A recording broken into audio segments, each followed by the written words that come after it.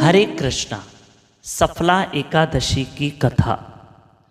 युधिष्ठिर महाराज ने भगवान श्री कृष्ण से पूछा कि प्रभु, पौष मास के कृष्ण पक्ष की एकादशी का नाम क्या है और उसकी कथा क्या है।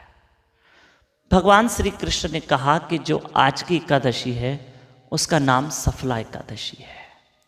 जैसे पक्षियों में गरुड़, नदियों में गंगा, नागों में शेषनाग श्रेष्ठ है, इसी तरह से समस्त व्रतों में एकादशी का व्रत सर्वश्रेष्ठ है और मुझे सर्व अधिक प्रिय है। हजारों वर्ष की तपस्या का जो फल मिलता है वो सिर्फ आज की एकादशी का व्रत करने से मिलता है। और जो आज एकादशी का व्रत करे और प्रभु का बहुत भजन करे, हरे कृष्ण कृष्ण कृष्ण हरे हरे, हरे राम राम राम हरे हरे।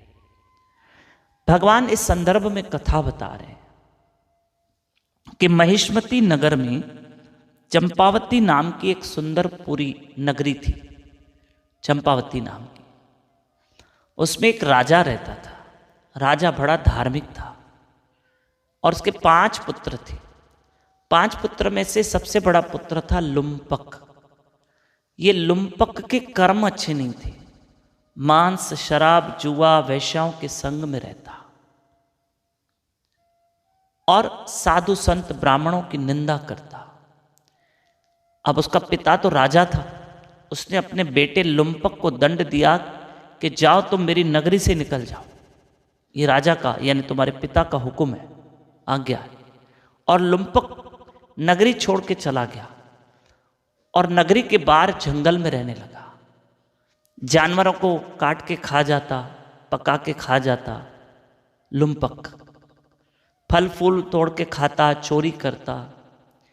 एक दिन अपने ही राज्य में चोरी करते वो पकड़ा गया, पर क्योंकि राजा का पुत्र था लुम्पक, तो मंत्रियों ने और सैनिकों ने उसको एक बार माफ कर दिया कि आज तुमने चोरी की, आगे से मत कर।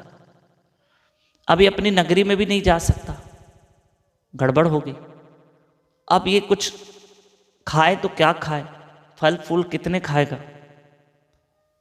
एक दिन ऐसा हुआ कि भगवान की कोई ऐसी कृपा हुई कि दशमी की तिथि आई, एकादशी से पहले दशमी। इसने क्या किया कि पूरे दिन में वो भूखा प्यासा रहा, जिसको खाना अनजाने में भी अच्छा नहीं लग रहा था, और उसने 1-2 फल खा लिए बस। और रात्रि भर जागा, नींद नहीं आई उसको। ठंड बहुत थी क्योंकि ठंड के दिन है। तो उसने मन में सोचा, अब दूसरे दिन एकादशी आई। एकादशी के दिन भी ये भूखा प्यासा ठंड में कांप रहा है। दिन में सूर्य निकला, थोड़ी गर्मी मिली शरीर को, तो ये कहीं निकला, कुछ तलाश में कुछ खाने के लिए मिले, तो 2-4 फल किसी तरह भी वो तोड़ के आया और शरीर 2 दिन में कमजोर हो गया। और सिर्फ ये एक पीपल के पेड़ के नीचे रहता था, और पीपल में तो भगवान विष्णु का वास है। तो इससे सारे जो फल तोड़े, तो इससे मन में सोचा, उसको खाना अच्छा नहीं लग रहा था, तबीयत सही नहीं थी लुम्पक की। तो उसने सोचा कि हे भगवान, किस कर्म की सजा भोग रहा हूं, ये मेरे हाथ में फल है फिर भी मैं खा नहीं पा रहा। प्रभु आप ही इसका भोग लगा लो।